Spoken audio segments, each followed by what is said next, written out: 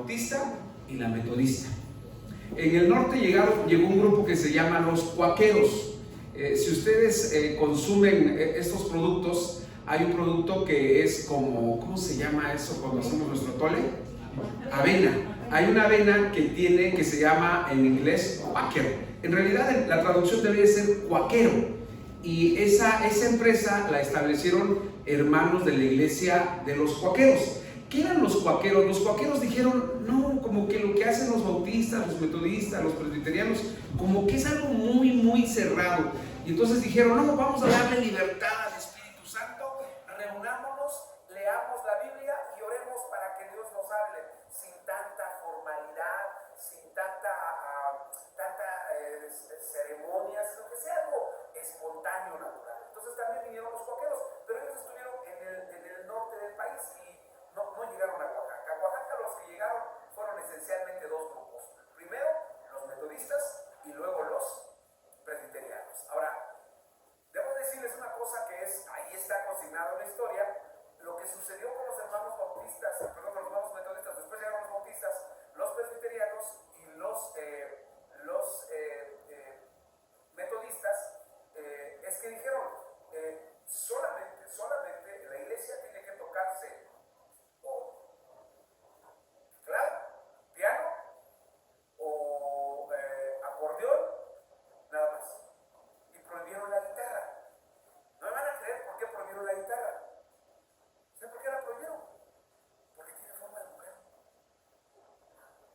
Y dijeron, no, es que se está tocando una mujer. Y entonces a México, ¿cómo se dice? En Oaxaca en particular, pues la iglesia creció siendo muy solemne. Pues llegan los pentecostales y entonces empieza como que una cuestión de decir, pues vamos a hacer esto más alegre. Por ejemplo, fue un gran debate en Centroamérica, particularmente en Guatemala, cuando se decidió qué instrumento poner. En Guatemala, hermanos, el instrumento nacional, el instrumento musical de los guatemaltecos es la marimba. Entonces hubo una gran discusión si se aprobaba que se tocara la marimba, hasta que ganaron y pusieron la marimba. Entonces aquí en México pues no tocamos la marimba, salvo los que van de pronto en la noche allá al Zócalo y oyen ahí en el Bar Jardín a unos que llegan con su marimba, pero en la iglesia casi hay muy pocos. Entonces, ¿por qué estoy en eso? Porque todo eso tiene que ver con este tema que estamos viendo a lo largo de estas semanas, que es el octubre, mes de la Reforma. ¿Por qué? Porque tenemos que recordar de dónde venimos, de dónde salimos, qué fue lo que sucedió hace casi 500 años. De hecho, en este mes, ¿cuántos años se cumplen de la Reforma? Si fue en 1517. De 1517 a 2017 son 500 años. Y luego estamos en el 25, serían 508 años de que Martín Lutero dijo, esto no puede seguir así. Y entonces la semana pasada vimos la introducción, vimos la manera en que Martín Lutero no tenía la intención de salirse de la Iglesia Católica. Martín Lutero quiso reformar la Iglesia Católica, quiso reformar el papado, quiso reformar lo de las indulgencias.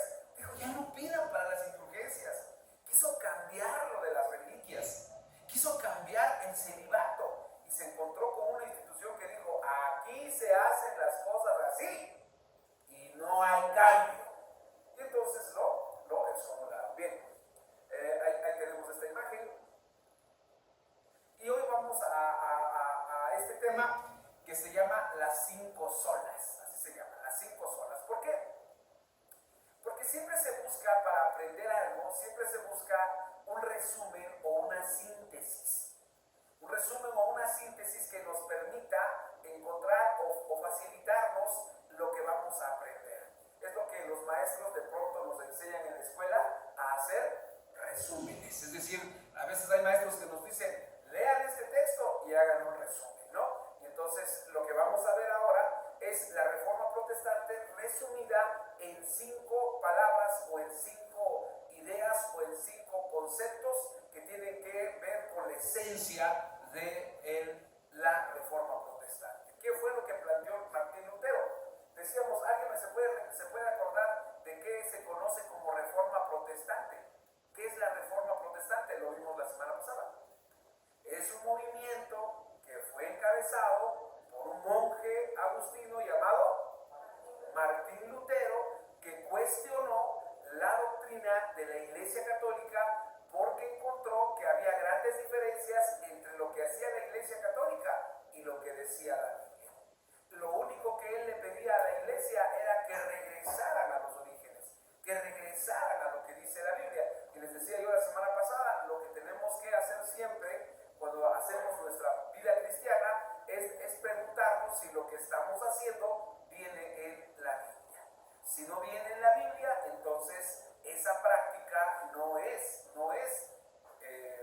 de carácter cristiano o de carácter bíblico, ¿no? Por ejemplo, les pongo un ejemplo que no lo vamos a debatir ahorita, pero hay iglesias que bautizan niños. Iglesias, me estoy refiriendo no a la Iglesia Católica, sino a la Iglesia cristiana. Es decir, hay iglesias cristianas que bautizan niños. Yo les preguntaría, si quieren contestarme, contéstenme, si no, pueden guardar silencio. ¿Qué dice la Biblia del bautismo de niños? ¿Dice algo? Ahora, hay cosas que la Biblia tiene que estar muy claras o tienen que ser muy afirmaciones categóricas, afirmaciones claras, no inferencias o no deducciones, ¿no? Por ejemplo, les pongo este ejemplo.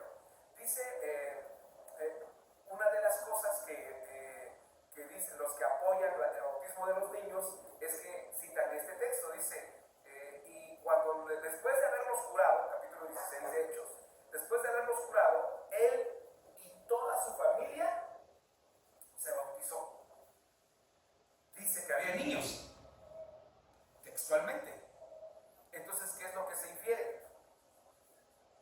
Que había niños, pero dice. Es decir, puede que sí, puede que no. Cito aquí al filósofo de Güemes, un personaje de la cultura tamaulipeca, que le preguntaron un día, ¿va a llover? Y el filósofo de Güemes contestó, puede que sí, puede que no, puede que quién sabe, ¿no? Ese es un personaje que crearon los tamaulipecos para endilgarle toda clase de anécdota que causa risa. Dice que un día le preguntaron al filósofo de Güemes, le dijeron, ¿este camino para dónde va? Y dijo, no, pues este camino no va para ningún lado, siempre está bueno. Entonces así le hicieron con el filósofo. Vamos a ver entonces las 5 solas. Y para eso, las 5 solas son, bueno, leemos Romanos 1:17 para que no vaya a decir el pastor predica sin Biblia. Y vamos a leer Romanos 1:17. Romanos 1:17 dice, ¿sí ya llegaron allá? Yo les recomiendo que para estas clases vean una película de Lutero. Y ya no, aquí lo único que necesitamos es el YouTube. Porque hay en el YouTube hay muchísimas películas. Hay películas en blanco y negro de Lutero, mis queridos hermanos, que están ahí gratis. 1:17 dice, porque en el Evangelio la justicia de Dios se revela por fe y para fe, como está escrito, mas el justo por la fe vivirá. Léanlo fuerte conmigo. 1, 2, 3. Porque en el Evangelio la justicia de Dios se revela por fe y para fe, como está escrito, mas el justo por la fe vivirá. Vamos a ver. Señor, te damos muchísimas gracias en esta mañana por tu palabra. Qué bendición tan grande, Señor, la que tú nos das, porque tú en tu palabra nos enseñas, Señor, el camino para vivir en paz, el camino, Señor, para tener alegría, aún en el dolor, Señor. Esa es la más hermosa de las aportaciones de tu palabra, que nos dice que bienaventurados los que sufren, porque de ellos es el reino de los cielos. Señor, gracias por tu palabra, gracias por tu revelación a nuestras vidas. En el nombre precioso de Jesús. Amén.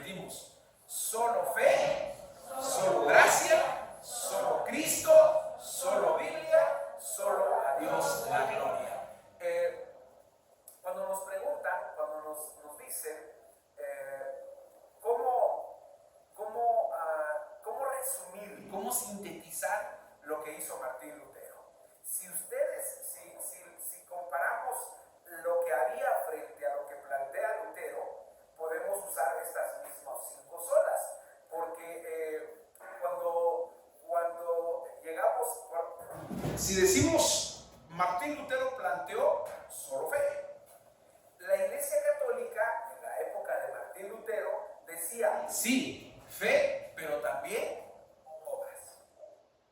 Ok, solo gracia. Entonces decía la Iglesia Católica, sí, solo gracia, pero el hombre tiene que hacer algo. Solo Cristo. Y decían, sí, solo Cristo, pero ahí ¿qué se le agregaba? Los santos, las vírgenes y fuertemente el Papa, que vamos a verlo en la tarde, el tema del papado. Y luego cuando llegamos a la cuarta, que es solo Biblia, ¿qué decía la Iglesia Católica? ¿Qué es lo que antepone la Iglesia Católica frente a la Biblia? Yo creo que no fueron muy buenos católicos. La tradición. Es decir, lo que han dicho o lo que dice la tradición. Y cuando nosotros nos adentramos al tema de la tradición, vamos a descubrir que hay muchas cosas en la Iglesia Católica que aunque no vengan en la Biblia, se hacen porque así está marcado en la tradición. Es tradición. Entonces hay gente que a veces dice, oye, pero están tomando mucho en la fiesta. Es tradición. Aunque se hagan daño, es tradición. Porque hay gente que dice, quítales eso y vas a ver que se acaba la fiesta. Pero entonces sí está complejo el asunto. Y finalmente, el último que es a solo a Dios, la gloria. ¿Hay que anteponía? Miren, de verdad que cuando nos gusta algún tema, hoy en día es más fácil que hace años poder estudiarlo. Pero usted puede descubrir, y Martín Lutero lo descubrió cuando fue su tiempo, todavía sigue hoy en día, hay una clara diferenciación, y fíjense qué interesante esto, porque de ahí venimos de la Reforma Protestante. Se crearon cargos dentro de la Iglesia Católica. Usted debe saber que hay un grupo, está la Iglesia, los que se reúnen en las iglesias, estoy hablando de la Iglesia Católica, y está el alto clero. El primer cargo, ¿cuál es el primer cargo elevado, por así decirlo, después del sacerdote? ¿Qué tenemos, por ejemplo, en Oaxaca? Tenemos obispo. Y hay varios obispos. El obispo de Tehuantepec, el obispo de Coahuapan de León, el obispo de Tuxtepec. Hay varios obispos. Los obispos gobiernan administrativamente un territorio de iglesias. Por encima de los obispos, ¿quién está? Los arzobispos, que gobiernan sobre ¿quiénes? Sobre los obispos. Encima de los arzobispos, ¿quiénes están? Los cardenales. ¿Y cuántos cardenales hay en México? Se los dejo de tarea. Y después de los cardenales, ¿quién sigue? El Papa. Ok, ahora esa es la infraestructura. Yo les pregunto, ¿cuándo un cardenal convive con la gente? Pues casi no, hoy en día. En aquella época en que Martín Lutero escribe sus 95 tesis, ver a un cardenal o tratar con un cardenal era verdaderamente imposible, okay, y menos con un papa. Okay, entonces ahí está esto que plantea él, solo a Dios la gloria. Bien, repetimos las 5 solas: solo fe, solo gracia, solo Cristo, solo Biblia, solo a Dios la gloria. Si usted por alguna razón se cambia de domicilio o ya no le cae bien el pastor y se va de la iglesia, llegue usted a una iglesia y pregúntele al pastor, ¿aquí creen en las 5 solas? Solo fe, solo gracia, solo Cristo, solo Biblia y solo a Dios la gloria. Hay que decir. Porque es una iglesia que retoma las cosas de la reforma que hizo Martín Lutero. Okay. Si tienen preguntas pueden interrumpirme sin ningún problema.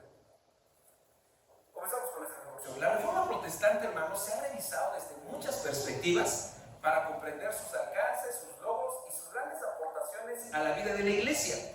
Y una de las maneras de acercarnos a ella, es justamente a través de un sencillo pero profundo resumen de las verdades que concentra. Es decir, estas 5 solas nos permiten darle como un vistazo, como dicen los que estudian los libros, a vuelo de pájaro. ¿Qué quiere decir? Desde arriba, a ver, algunos dicen, no veas el árbol,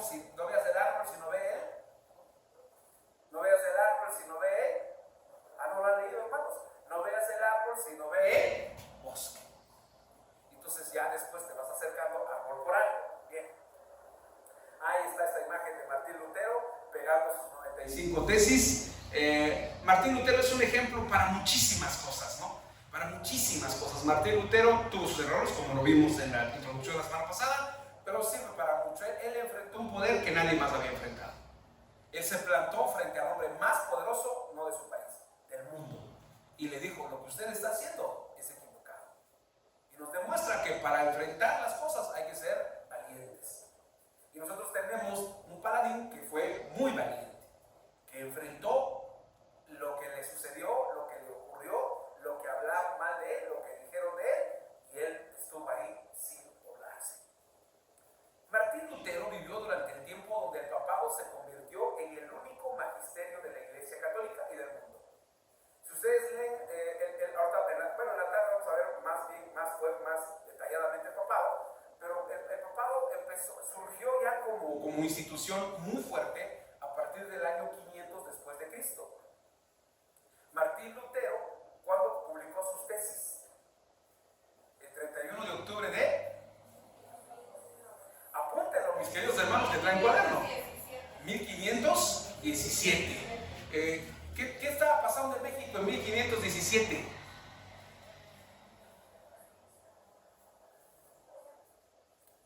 ¿Cuándo llegaron los españoles a América? 1492. ¿Y qué estaba pasando en 1517? Estaban colonizando y estaba a punto. ¿Cuándo cayó Tenochtitlan, según los historiadores? En 1521. Ok, fíjense. Eso estaba pasando allá y aquí apenas estaban conquistándonos. Bien. Uno de los temas que más combatió Lutero fue el de las indulgencias, que fue un sistema. Bueno, ya vimos el papado era una cosa impresionante en aquella época. Ahí todos los historiadores coinciden en eso. Del 500 en que se estableció ya el papado hasta 1500, pasaron 1000 años en que el papado lo decidía todo. Todo lo que tenía que ver con gobierno, con poder, con autoridad, pasaba por el papado. Hubo papas impresentables, hubo papas que verdaderamente eran una cuestión o eran unos emisarios del diablo y fueron papas. Cuando hablamos del Martín Lutero, hermanos, no es que estemos provocando, no es que estemos diciendo algo que no haya sucedido. Eso fue la institución del papado. Eso ocurrió con el papa.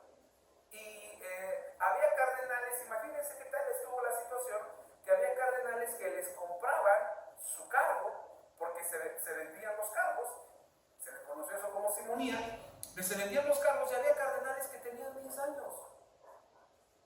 A los 10 años ya eran cardenales. ¿Por qué? Porque les compraban el cargo. Entonces, porque querían llegar a tener o ser el papa. Bien. Uno de los temas que más combatió Lutero fue el de las indulgencias, que fue un sistema que diseñó el catolicismo romano para recaudar dinero para diferentes obras, particularmente para la construcción de la Basílica de San Pedro en Roma, ciudad que se convirtió en la capital de la fe católica. Lo vamos a ver también porque hubo un momento en que dijeron, ellos tuvieron dos argumentos para decir que Roma debía ser la capital del catolicismo. La primera, porque ahí fue obispo Pedro, según ellos. Y la segunda, porque ahí murió el apóstol Pablo. Fueron sus argumentos y dijeron, Roma entonces tiene que ser. La gran pregunta sería, ¿dónde nació la primera iglesia católica, la primera iglesia cristiana? ¿En dónde nació la primera iglesia cristiana, según la Biblia? A ver, voy a aclararles. No, aquí sí no me interesa el tiempo que pasa, hermano. O sea, sí, si me tardo 2 horas, 2 horas. Dice la Escritura que los cristianos estaban reunidos en el día de Pentecostés. Estaban en un lugar que se llamaba el Aposento Alto.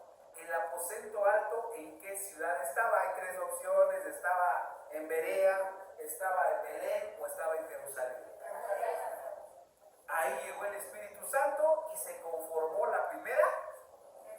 ¿Dónde nació la primera iglesia cristiana? ¿quiénes eran mayoritariamente los miembros de la primera iglesia cristiana? Judíos. Si nos vamos a buscar un lugar donde debía quedar la iglesia, ¿dónde debía haber quedado? En Jerusalén. Pero quedó en Roma. Y eso lo vamos a estudiar muchísimo, porque vamos a ver que no es casualidad que haya quedado en Roma. Bien. Las indulgencias se convirtió en un mecanismo manipulador, porque a las personas se les enseñaba que sus familiares muertos podían salir del purgatorio para ir al cielo si ellos pagaban cierta cantidad de dinero, lo que hacía que miles se apuraran a conseguir dinero para salvarlos. De hecho, hay una frase que los historiadores recogen y dicen que John Tetzel decía, cuando no traigo una monedita, ¿verdad? ¿Alguien que me preste una monedita? Si no traen, hermanos, entonces eso está bien, porque no van a traer monedas a la ofrenda. Eso, alguien ya. Gracias. John Tetzel decía lo siguiente, que cuando la moneda caía en la alcancía, el alma del muerto salía del purgatorio. Entonces toda la gente lo que hacía era, bueno, el problema es agacharse, hermano. La pensé para hacer el ejemplo, pero así decía John Tetzel. Entonces toda la gente que hacía, ¿qué es con lo que más se puede manipular a una persona? Con sus muertos. Y eso puede citarle bueno, yo ya estoy viejo, porque digo pónganlo en Google o en Google. Pero en realidad, la frase ya no es pónganlo en Google. ¿Ahora cuál es? ¿Cómo no los escucho? Bueno, está bien eso que dicen, pero pregúntale a la inteligencia. Si quieres, pregúntale a Siri. O pregúntale, ¿cómo se llama el de Alexa? Alexa, Siri, el de Android, ¿quién es? ¿Cómo? Gemini, sí, cierto. Sí. Pregúntenle a quien quieran. Pregúntenle de quién es la frase: cuando la moneda suena en la alcancía, el alma de la persona muerta sale. Y ahí va a salir. No es, bueno, no el alma, ahí va a decirles quién dijo esa frase. Bien. Otro tema en el que también se recaudaban recursos para la Iglesia Católica eran justamente las reliquias, ¿no? Las reliquias fue toda una industria. Se apresuraban todos a tener las reliquias que más pudieran encontrar. La Iglesia consideró artículos personales de santos e inventó la presencia de apóstoles en lugares insospechados para generar adoración a los discípulos de Cristo y pagar por ver el cráneo de Juan el Bautista, o por tener en sus manos una llaga de la cruz de Cristo. Hay una caminata que hizo un cantante cristiano muy famoso, que no voy a decir su nombre, pero que se llama el Camino de Santiago, que son varios kilómetros para llegar a una ciudad que se llama en España Santiago de Compostela. Y la leyenda o el relato, la tradición dice que ese camino lo hizo el apóstol Santiago. Ahora, entonces, el otro, además de las indulgencias, el tema que vivía Martín Lutero era el tema de las reliquias, que se pagaba por verlas. Entonces la gente decía, algunos decían, yo tengo la lanza que traspasó a Cristo. Otros decían, por eso es que por ahí anda, ¿verdad? El sudario, que se conoce como el sudario de Turín, que también es una reliquia. Y cuando se les carga, hermanos, se les carga, uno descubre que construyeron un sistema que le permitía a la gente ser manipulada. Ahora, fíjense por qué es importante regresar a la Reforma Protestante. Se manipulaba a la gente. ¿Qué es lo que tenemos que evitar en la iglesia cristiana evangélica? No los escucho. Que los manipulen. Usted no debe dejarse manipular. Por eso tiene que leer usted la Biblia.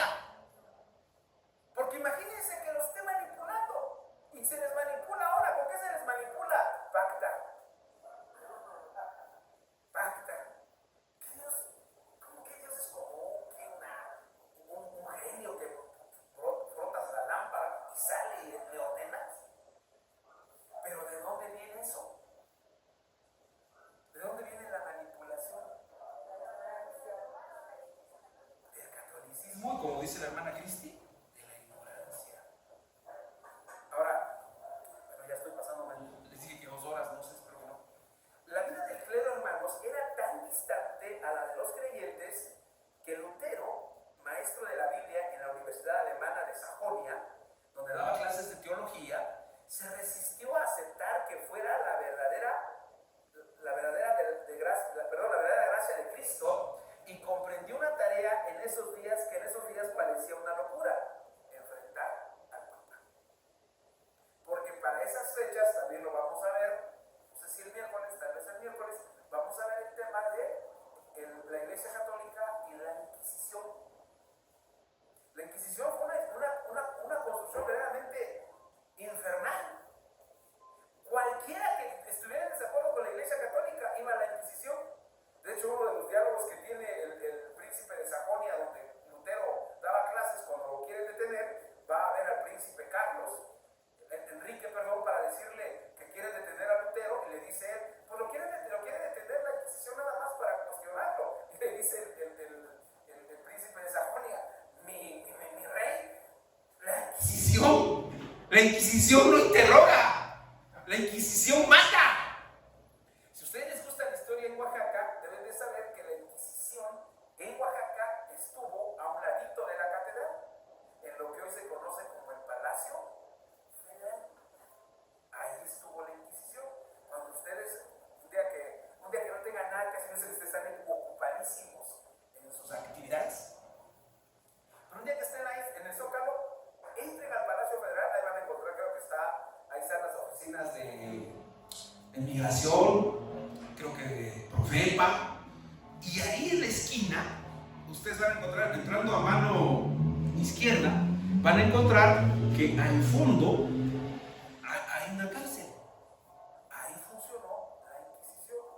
Y si quieren adentrarse más en el tema, van a descubrir que uno de los si ustedes llegan a la catedral, en la catedral hay imágenes de santos enfrente, y hay imágenes de obispos y arzobispos. Uno de esos arzobispos, fue inquisidor. Y ahí está. Usted se para frente a la catedral y ahí está. Ok, la Inquisición fue otro resultado del Papa. Ahora, enfrentar al Papa, el Papa no discutía. El Papa te mandaba a la Inquisición. Y tú sabías qué significaba ir a la Inquisición. Ahí están recuperadas todas las formas de tortura. Una de las formas de tortura más horripilantes que hacían con los que iban a la Inquisición era que los acostaban y les ponían un embudo y les llenaban todo lo que pudieran de agua hasta que reventaban. Y no les saco a los demás, porque si con ese del agua se asustan. Imagínense si les saco.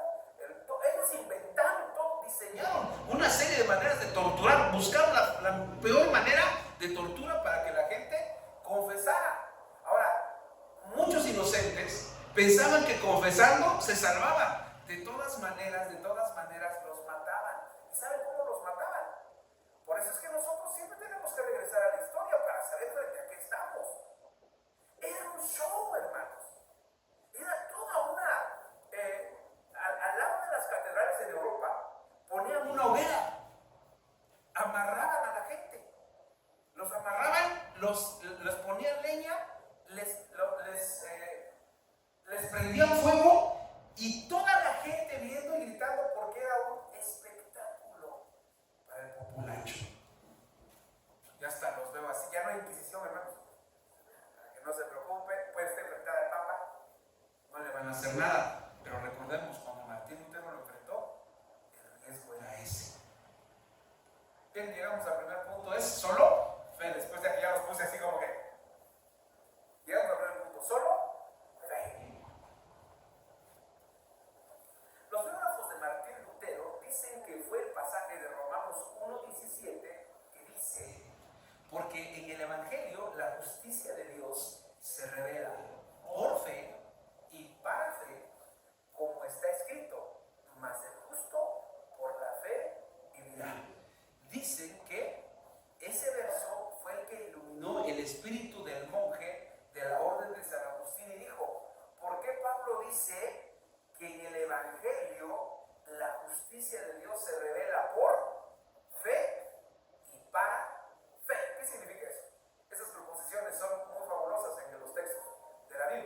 Dice que la justicia, en el Evangelio, la justicia de Dios se revela por fe y para fe. En otras palabras, ¿qué quiere decir? ¿Qué es lo que el Evangelio le revela al hombre? Para entenderlo, antes debemos entender qué significa la justicia de Dios.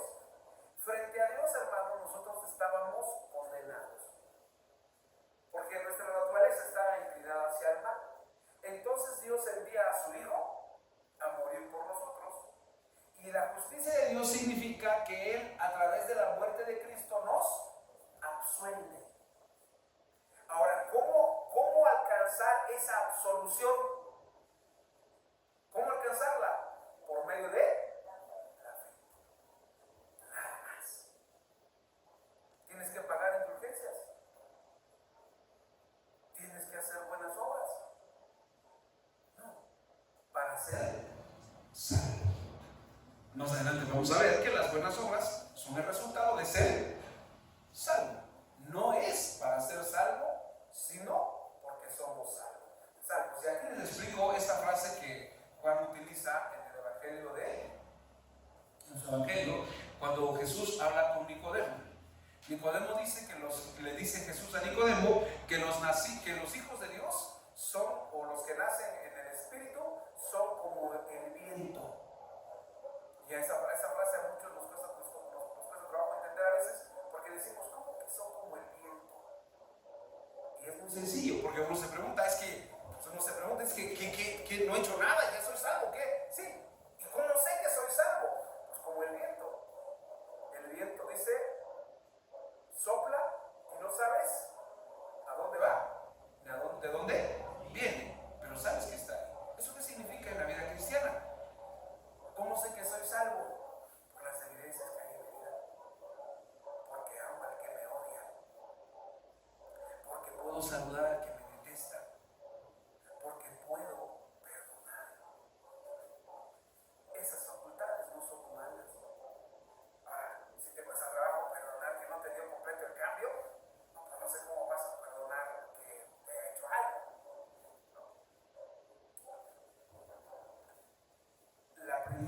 La primera cosa que Martín Lutero dijo es que la salvación solamente se alcanza por fe. No tenemos más nada que hacer. Ahora aprovecho esto, hermanos, aprovecho esta lección. Hay varias razones por las que la hago, además de que es el mes de la Reforma. Octubre es el mes de la Reforma. Pero también la hago porque algo que tenemos que tener cuidado siempre en la iglesia es saber que quienes están en la iglesia son salvos. Son salvos. Y particularmente me preocupa mucho siempre nuestros hijos. ¿Por qué? Porque nosotros debemos saber si nuestros hijos son salvos. A veces hay gente que piensa, y esto es muy común en la vida de los niños. Y yo pongo de ejemplo nuestra vida de alma y mi vida, porque somos papás. Y pues a nuestras hijas las llevamos al templo. Las llevamos. Y de niñas, imagínense no sé si decirles pobres, ¿verdad? Pero ellas tenían que estar, a veces hacíamos la escuela dominical nosotros, a veces hacíamos escuela dominical con carne lisa, y luego a veces iba una hermana que nos invitaba y las invitaba, ellas a veces iban a 3 o 4 escuelas bíblicas de vacaciones, casi todo el mes se la pasaban en escuelas bíblicas, y luego si había culto. Le voy a contar esta historia de que me contó un pastor un día, ¿no? Para que vean cómo vive el hijo de un pastor. Un día él estaba predicando a su papá y era pastor, y se durmió el niño. Se durmió. Su mamá lo agarró, se lo llevaron. Y ya se lo llevaron a otra iglesia porque el pastor iba a predicar en otra iglesia y el niño ahí lo llevaron. Y entonces, cuando se despertó, pues él pensó que ya estaba en su casa porque ya había acabado el culto, pero cuando se despertó, lo primero que vio fueron las bancas, el púlpito y el hermano predicando y que le dice a su papá, ¡otro culto! Llevar a los hijos a la iglesia no implica que son cristianos.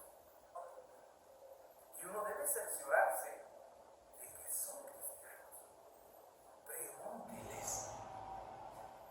Díganles. ¿Por qué?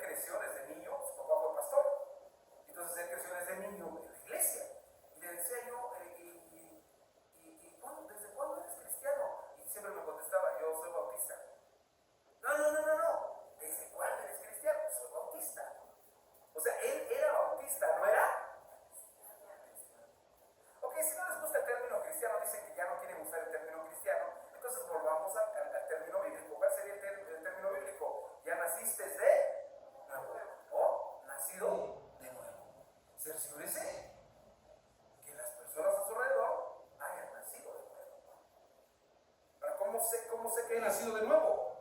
Hay muchas maneras de saberlo y lo vamos a ver a lo largo de estos estudios. Bien, Lutero descubrió que además de ese verso, el Nuevo Testamento estaba plagado de referencias sobre la supremacía de la fe, sobre las obras para alcanzar la salvación. El malhechor que murió, sancionen al pastor por haber escrito apurado y no haber puesto malhechor. El malhechor que murió junto a Jesús en la cruz es un ejemplo de esta verdad. ¿Cuántas obras buenas pudo haber hecho el malhechor? ¿Por qué? Porque ya murió. ¿Y qué fue? No son las obras. ¿Y qué hizo de malo? Muchísimas. Pero hizo una obra final o tuvo fe al final cuando le dijo a su compañero Malandrín, le dijo, nosotros estamos aquí porque lo merecemos, pero él, qué mal hizo. Y Jesús le dijo, de cierto, esta tarde estarás conmigo en el paraíso. Se requirió obras, ¿no? Solo bastó la fe. Ahora nosotros lo entendemos ya, pero en aquella época cuando escribió Martín Lutero, todo era obras. No se puede hacer de otra manera. Las peregrinaciones a Roma, se tiene que ir a Roma, las indulgencias y la visita a las reliquias eran innecesarias cuando se trataba de salvación. La salvación es personal al nacer de nuevo en Cristo y para ello se requiere únicamente fe, nada más y nada menos. Aquí la pregunta que nos debemos de plantear es, ¿yo tengo esa fe salvífica? ¿Yo he depositado mi fe en Cristo? Ayer, no sé si fue ayer, creo que fue ayer, no sé, porque no estaba muy ocupado y de repente cuando tengo tiempecito, veo el béis. Estaba viendo el béis, una imagen que le dio la vuelta al mundo. Estaban en extra innings, nada más en el béisbol, cuando se está en ese tiempo o en esa parte, el que meta la primera carrera gana. Estaban en la entrada 11, estaban empatados desde la novena. En la entrada 10 seguían empatados los Phillies de Filadelfia con los Dodgers de Los Ángeles. Entonces el pitcher de 23 años, lo mandan a pichar y tiene el out para ganar. Tiene el out y se equivoca. Le llega la bola a los pies, pero está tan nervioso que la agarra. No, las reglas del béisbol son muy claras y los profesionales se las saben de memoria. Y cuando tienen la bola es a primero, luego no. Y él todavía, el pitcher le dice, allá, le hace la seña, mándala, allá. Y él agarra la pelota y la avienta. Y la avienta tan lejos del pitcher que entra la carrera y los eliminan de la serie. El tipo se queda así por minutos. Nadie se da cuenta hasta que el manager va y lo abraza y le dice, ánimo, párate. Porque él sabe que él tuvo la culpa. Y el manager dice algo bien interesante. Dice, en los Phillies les hemos enseñado que el equipo que no pierde uno, ni gana uno, pierde y gana el equipo. Y mientras veía yo a ese hombre así, todo abatido, me acordé de la gracia de Cristo y de la fe. No teníamos nada que darle a Dios. Y Él en su infinita misericordia por la fe nos hizo salvos. Por la fe. Ahora imagínense, hermanos, el sacrificio que Él hizo y la gratuidad con la que tenemos, que no tenemos justificación para no acercarnos a Dios.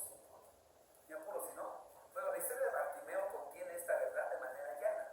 Y Jesús le dijo a Bartimeo, vete, tu fe te ha salvado. ¿Qué fue lo que pasó con Bartimeo? Esa historia me gusta muchísimo. Desde que la leí hace casi 40 años, como me encanta. Bartimeo gritando, ¿no? Jesús, hijo de David, ten misericordia de mí. Y unos callándolo. Dice, cállate ya. Y Jesús más gritaba. Entonces le dice, ven, te llama. Y me gusta porque Bartimeo tira su capa y va ahí. Él nunca volvió. Si no sanaba, no va a encontrar su capa. Pero la tiró porque le estorbaba para ir con Jesús. Y llega con él y le dice, ven, tu fe te ha salvado. Fue eso.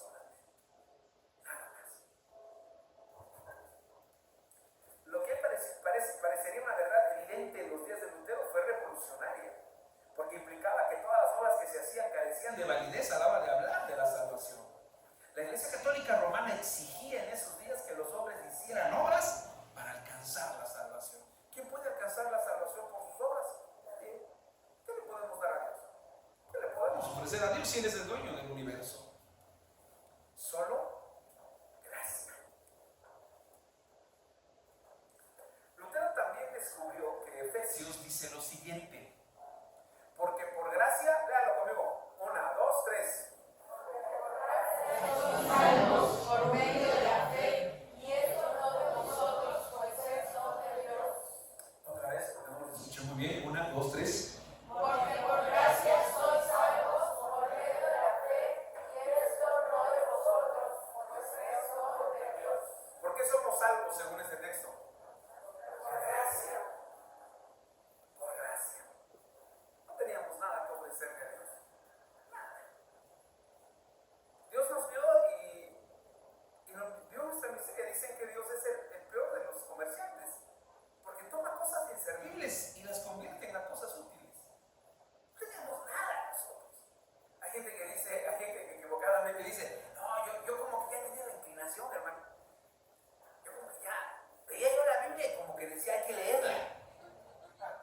Yo como que sí, yo oía los cantos, dicen otros, ¿no? Oía los cantos y yo como que ya sentía eso, dice.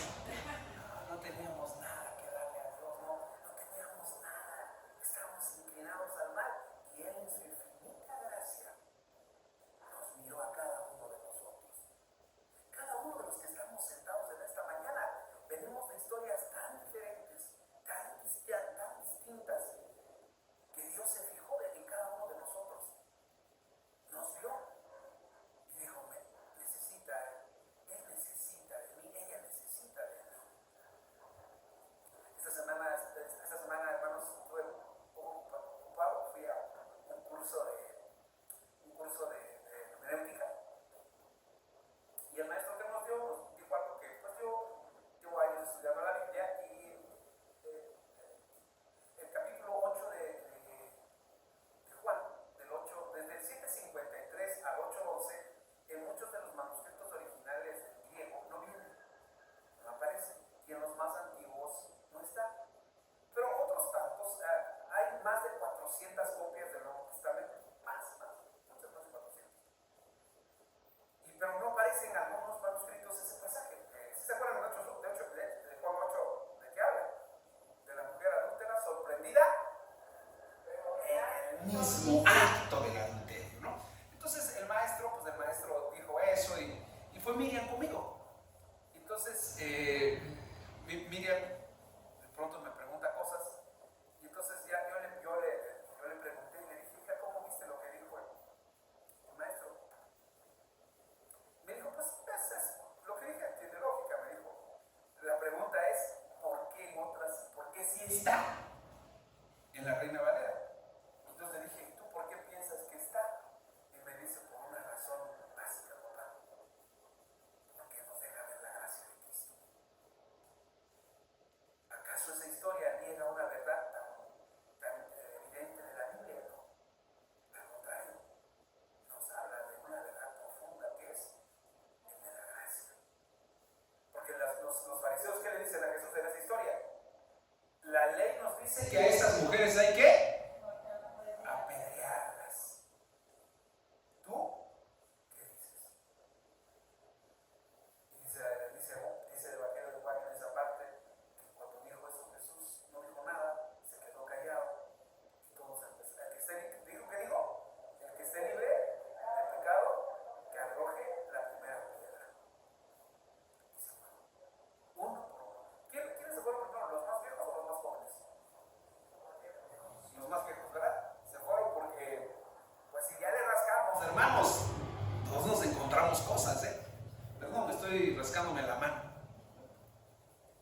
La gracia de Dios. No tenemos nada que darle a Él. No tenemos nada que ofrecerle. Jesús lo ejemplificó muchas veces con la historia del publicano y el fariseo que subieron a orar al templo. ¿Se acuerdan? ¿Cómo oraba el fariseo? El fariseo decía, Señor, pero yo no soy primero de nuevo que vi al publicano. Digo, yo no soy como este publicano. Yo diezmo todo lo que gano.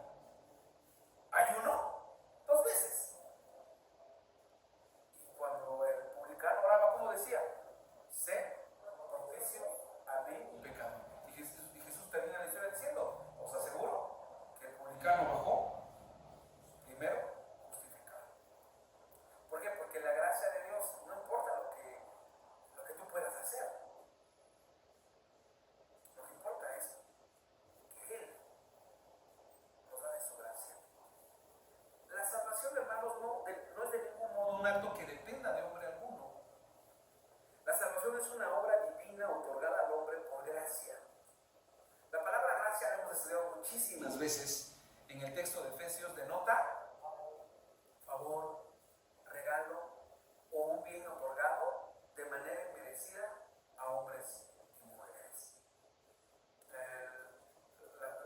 El domingo pasado, nos quedamos sin luz en la noche y me dijeron, ¿qué vamos a hacer? Bueno, sí, pero ¿qué hacemos? Pues vamos al centro a ver qué encontramos.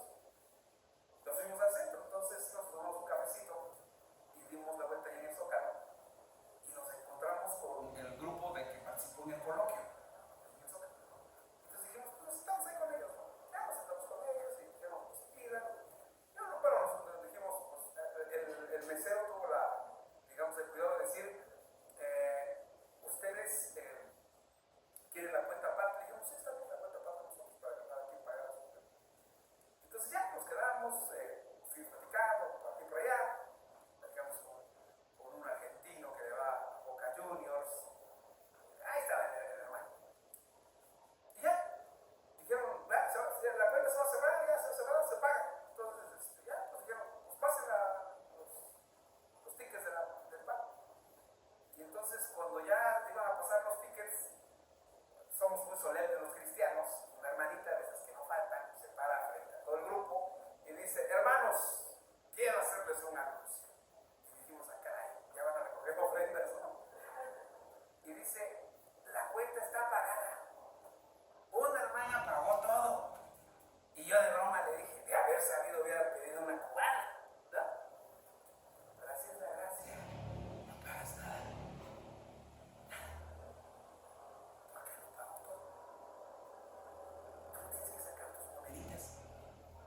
Él extendió un cheque por tu vida, por ti. Él vio que no tenías. Es como cuando estás en un organización. Llega y dice, ¿sabes qué? No pago lo que falta. No tenías nada. Y Él lo hizo por gracia. La gracia, hermanos, se convirtió dentro de la doctrina luterana como una de las más grandes aportaciones porque dejó en claro que Cristo vino a ofrecer gracia a todos los perdidos y cuando se apela a ella, las personas alcanzan la redención de sus almas sin que medie obra alguna. No le podemos agregar nada, no le podemos hacer nada. Ustedes y su servidor alcanzan la salvación por medio de la gracia y no por hacer esto o aquello. ¿Por qué nos congregamos? Porque forma parte de lo que Cristo pide, que tengamos comunión unos con otros. Pero eso no nos hace salvos. Nos congregamos no para ser salvos, sino porque somos salvos. Las obras que podemos hacer son resultados de la gracia, pero no a la inversa. Es decir, no se salvo porque hacemos algo a favor de Dios. Solo Cristo. ¿La atrasada, creo? ¿O sí se ve? En la segunda carta de Timoteo 2:5 establece categóricamente lo siguiente: porque hay un solo Dios y un solo mediador entre Dios y los hombres, Jesucristo, hombre. ¿Cuál es la única manera de llegar a Cristo? Perdón, de llegar a Dios. A través de a mí cada año, hermanos, compro un calendario católico, todos los años. Si ustedes entran a mi biblioteca, van a ver que está un calendario católico. Y ustedes dirán, pastor, ¿qué onda?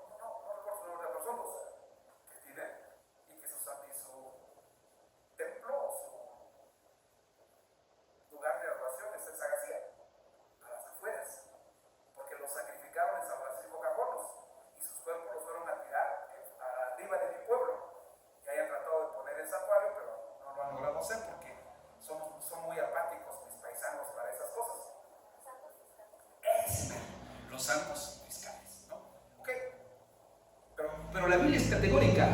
¿Quién es el único mediador entre Dios y nosotros? Cristo. Y bueno, ahora ya no existe con esta fuerza la intermediación o la mediación de santos. Pero por ejemplo fíjense en la tradición católica, dicen, ¿cuál es el santo? Dicen, si ya probaste con este santo, ya probaste con este otro, ya probaste con aquel, ¿cuál es el último de los santos que debes de recurrir en la práctica católica? ¿Cuál es el último de los santos? No, no San Antonio. No, a ese lo ponen de cabeza algunos, ¿no? San Judas Tadeo. ¿Qué dicen? ¿Qué dicen? Ese es el de las causas perdidas. Ok, entonces, cuando llegamos a la Biblia, descubrimos que hay un solo mediador. Pablo escribe en Timoteo, entonces, léalo conmigo, 1, 2, 3. Porque hay un solo Dios y un solo mediador entre Dios y los hombres, Jesucristo, hombre. Y aquí viene interesante. Jesucristo, hombre. No dice Jesucristo, Dios. Cuando leemos Hebreos descubrimos que Hebreos escribe y dice que nos convenía justamente una persona como Cristo que conoció nuestra condición y nuestra naturaleza. Porque imagínense que hubiera sido un ángel, ¿cómo va a conocer lo que pasamos? El santoral católico del tiempo de Martín Lutero, hermanos, era inmenso. Desde María, pasando por los apóstoles y cientos, miles de santos, el acceso a Dios se había convertido en una infinidad de opciones, pero eso no enseñaba la Biblia. ¿Se acuerdan cuando hay pasajes que me gustan mucho? Cuando los apóstoles se quitan ese problema que tenemos, hermanos, ¿no? Me lo enseñó un maestro hace un año. Me enseñó este concepto que se conoce, los sociólogos de la religión hablan de él desde hace ya tiempecito. Apenas lo dijo Marco Barriento, pero esa idea existe ya desde antes, que se conoce como el síndrome o como síndrome de la celebridad. Es decir, que de repente convierten a la gente como que es que es el pastor, y algunos hasta lo fabrican porque dicen, es el apóstol, el profeta. Los reto, mis queridos hermanos, a que yo sé que todos tienen cuentas de Face, y cuando el algoritmo de Face descubre que somos cristianos, nos aparecen todos los videos que tienen que ver con la iglesia cristiana. Los reto, los desafío de cuando están viendo sus videos, vean que siempre, o promociones de eventos, siempre hay promociones de eventos cristianos donde dicen, viene el salmista, ya no cantante, es el salmista, ¿no? Y ahí van todos, dicen, el salmista. Por Dios, nunca le digan a mi hija salmista, es Raquel la Alegría. Y si ustedes quieren ser más chica, díganle Joy. Pero es Raquel, la hermana Raquel. Ahí empieza el problema. Ok, vean ustedes. Luego hay eventos donde viene el apóstol. El apóstol para acá, el apóstol para allá. Y luego viene, ¿quién? El profeta. Y el profeta para acá y el profeta para allá. ¿Saben qué? No veo en ninguno de esos anuncios que digan, viene el maestro. Viene un maestro a enseñar. Porque si viene un maestro a enseñar, nadie va. ¿Qué nos gusta? Oye, hermanos, pasando algo aquí, ¿no? Nos gusta, no, y no es mi peso, hermanos, ya está emocionado.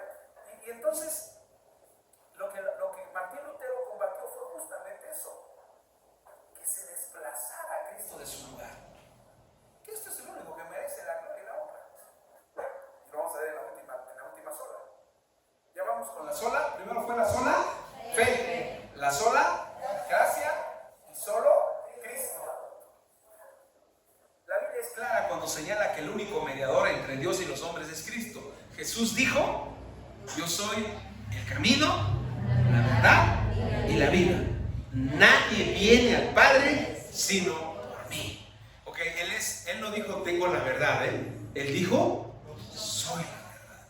No dijo tengo el camino, él dijo yo soy el camino. No dijo tengo la vida, dijo yo soy la vida. Si ustedes leen a todos los maestros, si ustedes leen, por ejemplo, a Confucio, leen a Buda, leen a Gandhi, leen a cualquiera, ellos, no, nadie dijo yo soy el camino. Siempre decían, este es el camino. Nunca dijeron, nunca dijeron, yo soy la verdad. Siempre decían, esa es la verdad. Pero Cristo afirma categóricamente, dice, yo soy el camino, yo soy la verdad y yo soy la vida. Y nadie viene al Padre si no es por mí. Solo Cristo. Es Cristo el único que nos puede acercar a Dios. Nadie puede intervenir para reconciliarnos con el Creador, sino aquel que dio su vida para que fuéramos aceptados de nueva cuenta ante Dios, que al ver el sacrificio de Jesús en la cruz nos convierte en sus hijos cuando le aceptamos. Solo Biblia. Y aquí llegamos a uno de los temas más importantes de la cristiandad y de la herencia de la Reforma Protestante. Solo Biblia. ¿Nosotros qué aceptamos? Solo la Biblia. Cuando usted escuche a alguien enseñando la Biblia, dígale, a ver, ¿dónde está lo que tú dices? ¿En qué parte de la Biblia está? Y si algo debemos de nosotros buscar, mis queridos hermanos, si algo debemos de tener en esta iglesia, es una pasión desmedida por la Biblia. Lean en la mañana, lean en la tarde, lean en la noche, estudienla, cómprese un cuaderno, agarre un plumín y diga, ahora voy a aprender esto, memorícela. Rásquele por aquí, rásquele por allá, tenga una versión, se cansa de la versión Reina Valera 60, agarre la nueva versión internacional, se cansa de la nueva versión internacional, agarre la nueva traducción viviente, se cansa de la nueva traducción viviente, agarre todas las versiones que hay, pero léala, estudiela. Imagínense, yo a veces pienso cuando lleguemos al cielo, si nos encontramos con Lutero, Lutero nos va a reclamar. ¿Cómo vas a poder llegar a alguien con tu pereza de agarrar un capítulo de la Biblia? Lo que hago cuando mando el devocional, lo hago para despertar en ustedes, que digan, caray, esto escribió el hermano, ¿de dónde lo sacó? Y yo no me enojo, hermano, si me dice pastor, yo pienso que, como yo lo veo así, no tengo ningún problema. Yo no me creo poseedor de la verdad absoluta. Tengan miedo de los que se creen de la verdad absoluta. Tengan mucho temor de aquel que dice, no, es que aquí lo que es lo que digo. No. Tengan mucho cuidado. Es lo que dice la Biblia. Amén. Y la aportación de Lutero es que era solo la Biblia. En los días de Martín Lutero, hermanos, la Biblia fue arrinconada en la vida de la iglesia y fue la tradición la que se imponía para guiar la vida y la obra de la cristiandad en esos días. Lo que fue un terrible error porque de pronto muchas de las prácticas de la iglesia estaban tan distantes de lo que la Biblia enseñaba. A ver, miren, una vez alguien vino aquí y me dijo, fíjense lo que me dijo. Me dijo, oye, Porfirio, qué tremendo, vienes aquí, dice, qué tremendo. Desde aquí tienes todas las potestades ahí al frente. Y desde aquí puedes orar mirando hacia allá. Y te saltas y atas. Y todo suena muy espiritual, pero suena muy bonito. La pregunta, ¿cuál es? ¿Dónde está la Biblia? Yo les reto y les pregunto, ¿hay un versículo en la Biblia que nos diga hacia dónde debemos orar? ¿Qué es a lo que más nos acercamos en ese tema? De todas las oraciones, miren, ¿cuántas cosas podemos estudiar en la Biblia? Podemos estudiar todas las oraciones que hicieron en el Antiguo Testamento. El único que nos dice que oró viendo hacia Jerusalén, ¿qué profeta fue? Ahora sí, como dicen en el Face, dejo esto por aquí y me retiro lentamente.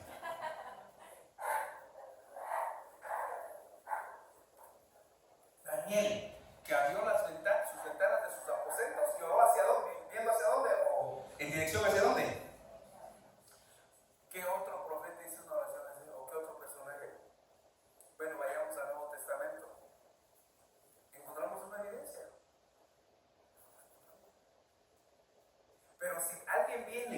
y no lees la Biblia, ¿qué va a suceder? De repente vas a estar orando hacia allá, ¿no? Hacia allá, y vas a estar haciendo castillas. Dice que qué terrible, les voy a contar esta historia. ¿Hasta dónde podemos llegar de ignorancia? Yo, hermanos, he ido a, usted no se imagina a cuántas reuniones de oración, de lo más variado. Desde, en varias iglesias hacían veladas de 6 a 6. Cuando era yo joven, aguantaba, sin problema. Hoy en día sí aguanto, hermanos, pero si me ven medio mareado al día siguiente, pues es que ya la vejez pega. Pero me acuerdo que una vez fui a una y empezó a las 6 y era orar, hermanos. 6, 7, 8, 9, 10, 11, 12, 1, 2, 3, 4, 5, 6 de la mañana. Ya he ido a todo tipo de oración.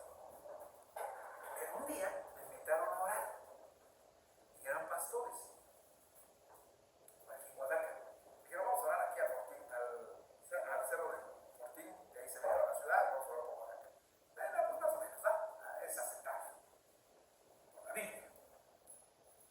Pero cuando llegué, estaba un pastor, no voy a decir su nombre, no sé qué vaya a su iglesia, pero estaba un pastor que cuando lo vi orando, traía una llave, así como de esas que se hacen, de esas como se han visto cuando le entrega las llaves de una ciudad a un personaje importante. Pues estaba ahí, hermanos, con la llave, y la agarraba por acá, y luego por acá. Pues saben que el pastor fue reportero y es medio chismoso. Ya cuando terminó la oración le dije, oye, hermano, le digo, ¿por qué traías la llave? Y me dice, es que esta fue la llave que nos dio la profeta. Tampoco digo su nombre, no sea que no vayan a dejar de escuchar, hermanos, pero fue una mujer que se dice profeta y que les dijo que esa llave era la que iba a abrir Oaxaca. Suena espiritual, amén. Suena bien. La pregunta, ¿cuál es siempre? Ahora, ustedes podemos interpretar. ¿Qué texto usaríamos? Si dijéramos, vamos a seguir la corriente. No seguir la corriente, ¿qué texto? Yo sí los puedo manipular si quiero, Yo sí los puedo manipular y decirles que, y de repente van a ir a hacer sus réplicas de llaves y los voy a ver orando desde la parte alta de sus casas, y van a estar en la azotea echando con su llave. ¿Por qué los puedo manipular? ¿Con qué texto los puedo manipular? Tú eres Pedro y a ti te daré las llaves. Y todo lo que atares en la tierra será atado en el cielo. Y todo lo que desatares en la tierra será desatado en el cielo. ¿Qué significa eso? Significa que tengo que traer mi llave.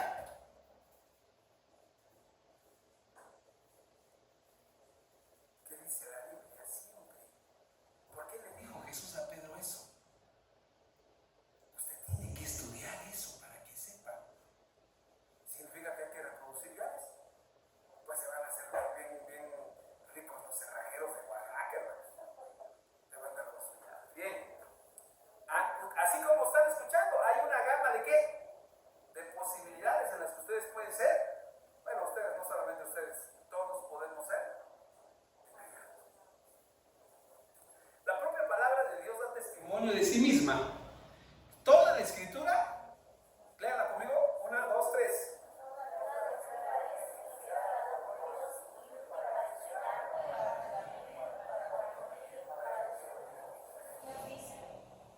Segunda de Timoteo 3:16. ¿Qué es lo que necesitamos? La Biblia. A mí me gusta mucho la gente que le gusta leer la Biblia, y hay gente que no lee la Biblia, pero sí le gusta ser muy controversial con la Biblia. Porque hay personas que dicen, hermano, a ver, ¿no? De repente me agarran y me dicen, a ver, hermano, ¿qué me dice? ¿No? Como que ahí poniendo un 4, tendiendo una trampa, ¿no? Al pastor. ¿Qué me dice del libro de Enoch? ¿Qué me dice del Evangelio de Pedro? ¿Qué me dice? Y yo les puedo decir, hermanos, les puedo decir de Enoch, de Pedro y los 300 apócrifos que hay en el mundo. Porque hay muchos apócrifos. Pero ¿cuál es el asunto? Que no están en el canon o en la lista de los libros divinamente inspirados. Me apuro, hermanos, porque si no, nos va a sacar muy tarde ya. Ya los veo medio desmayados, ¿no? Ok, la tradición o Biblia fue el dilema que Lutero despejó en momentos en que la primera parecía tener mayor relevancia que lo que Jesús había enseñado durante su ministerio terrenal. El último evangelio que se escribió fue el evangelio de Juan. Si ustedes descubren en el evangelio de Juan, Juan corrige muchas cosas. Juan pone en su lugar a muchos, porque fue el último evangelio que se escribió y ya había problemas con la práctica cristiana. ¿Por qué? Porque había cosas que ya no entraban dentro de lo que Jesús enseñó y dijo. Y por eso es que entendemos, de los últimos versos que escribe Juan, dice esto: y hubo muchas otras cosas que Jesús hizo, que si se escribieran, ¿qué sigue? Los libros no cabrían en este mundo. ¿Qué es lo que quiso decir o qué es lo que dijo? Utilizó una hipérbole, una exageración, para decir que lo que él escribió era lo que Jesús quería que escribiera. Que pasaron muchas cosas, claro que pasaron muchas cosas. Por ejemplo, ¿cuál es la pregunta que nos hacen los agnósticos o los que nos hacen los que sí leen la Biblia, pero solo para hacer controversia? Me acuerdo que yo tenía muchos amigos que me decían: a ver, Porfirio, dices que lees la Biblia, ¿no? Ya saben cómo contestamos los oaxaqueños. ¿Cómo contestamos los oaxaqueños? Ay, 2, 3 patas. Así contestamos los oaxaqueños. Y digo, pues, y me dice: a ver, ¿dónde estuvo Jesús de los 13 a los 30 años? Y este Ríos dice que estuvo en Cachemira. ¿Sí saben dónde es Cachemira? Cachemira es un lugar de la India, cerca de la India. Sí existe el lugar, porque dicen que Jesús fue un iniciado.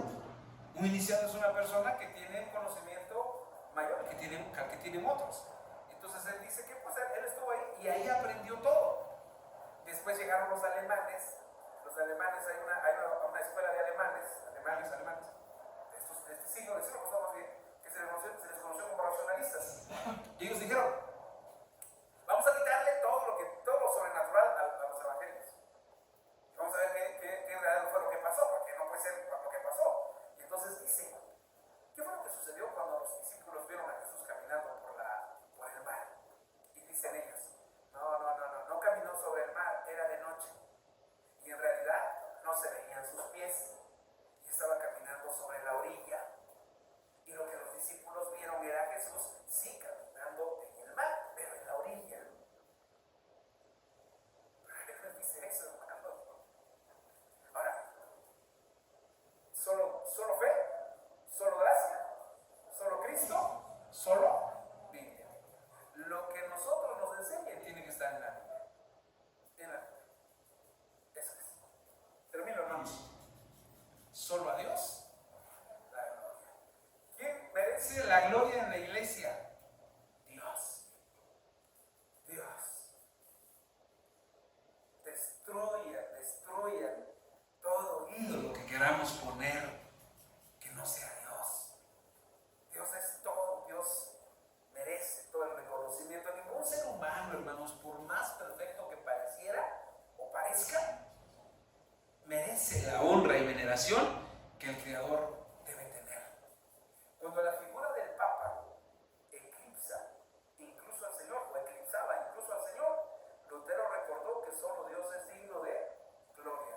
¿Por qué dijo eso Lutero? Porque le tenían más miedo al Papa que a Dios. A veces, hermanos, nuestro temor reverente, cuando hablo de temor, lo digo en este sentido: temor como respeto. Temor reverente y respeto debe ser algo. Porque entre nosotros, que les decía yo, ya lo terminé esta idea hace un momento, me fascina cuando por ejemplo, cuando Pedro va a Listra y a Iconio, creo que fue en Iconio, donde hace un milagro, y llegan los de Iconio y los de Listra y dicen: Júpiter. ¿Quién acompañaba a Júpiter? Y Mercurio han bajado. Dice: dioses en forma de hombres han llegado y le trajeron guirnaldas que les pusieron, les trajeron un toro que iban a sacrificar y le dijeron, ¿a quién le dijeron? Iban, ¿quiénes? Allá en Listra y en Iconio. O sí, en Iconio, ¿verdad? Iban todavía Bernabé y Pablo. A Pablo le decían que era Mercurio porque era el que traía el mensaje y al otro era Júpiter, ¿no? Porque era el que estaban venerando. Entonces, Pablo dice, ¿qué hacen haciendo esto? Nosotros no somos nada. No, imagínense, hermanos, cuando la comparación de hoy en día, hay personas que Dios, porque el que hace los milagros, ¿quién es? Dios. No es el hombre. No es el hombre. Pero de repente el hombre dice así, es que yo oré. Es que yo hice la oración. Todo hiciste lo que te tocaba hacer. El que hizo la obra fue Dios. Esa es una. En otras, a ver, recuerden en qué pasaje está cuando Pedro llega, a ver, ¿en dónde está ese pasaje? Llega a la casa de un centurión y todos se le arrodillan y dicen, wow, ¿dónde estamos hablando? ¿Cómo se llama el centurión? Cornelio. ¿Y la ciudad donde estaba Cornelio cuál era? Les doy tres opciones: Cesarea, Jope o Belén. Ya la de Belén la traemos de todas, ¿verdad? Jope, no, Cesarea, porque Cesarea no hermana, porque Pedro estaba ahí, Jope, donde vio la visión, que bajaron 3 veces un manto que decía, y oyó una voz que decía, mata ahí, come. Y de Jope lo mandaron a llamar a Cesarea. No Cesarea, hermanos, no Cesarea, no se vayan a equivocar y digan, el pastor nos habló de Cesarea, a ver si es que es doctor, ¿no? Es Cesarea. Y había 2 Cesareas, la de Filipo y la de... Ay, los tengo, hermanos, ya las estoy pasando. Pero ellos, ¿qué dijeron? Nosotros no, ¿qué? No aceptamos ninguna clase de veneración, ninguna clase de reconocimiento. Y ellos dijeron, es Dios. Y la iglesia se ha olvidado que aquí en la iglesia, hermanos, no hay artistas. Y voy a usar esta expresión y ustedes se van a reír de ella. En la iglesia no hay vivos. En la iglesia no hay quien es más importante. No. En la iglesia lo único que hay es gloria a Dios. Él es el único que merece la gloria. Si les preguntan, ¿ustedes de dónde vienen? Ustedes solamente van a decir esto: venimos de la reforma de solo fe, solo gracia, solo Cristo, solo Biblia, solo Dios. De ahí venimos. Y siempre recordemos esto: